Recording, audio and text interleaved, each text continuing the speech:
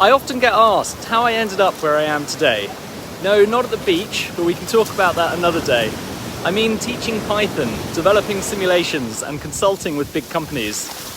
The truth is, I didn't set out to be here.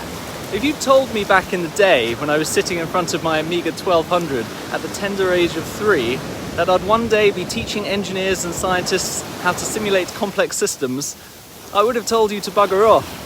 But like any good simulation, the route wasn't entirely random. There were some critical events and decision points along the way.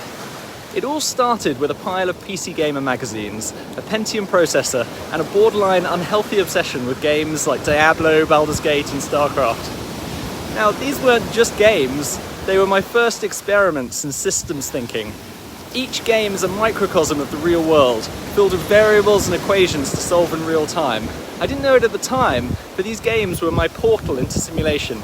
Now, I stumbled across Python and its capabilities, and suddenly everything clicked. Why were we paying for this when we could build even better simulations with free tools like SymPy? And that's what we did, using Python to solve real-world problems on a massive scale. The shift wasn't just technical, it was philosophical. Python wasn't just a tool, it was freedom. Now, I never intended to be an instructor or a course creator, but as my work grew, so did the questions from peers and colleagues. How do you do this in Python? How can I simulate that? Eventually, the questions turned into an entire course on Python for engineers, scientists, and analysts. And now I'm building a series of courses on simulation too. So here I am today, sharing what I've learned from a slightly unexpected path. Looking back, I see that it all makes sense in retrospect, but at the time I didn't realize how each step would lead me to the next. Maybe that's why I love simulation. It's a way of understanding complex systems, but unlike life, you get to control the variables.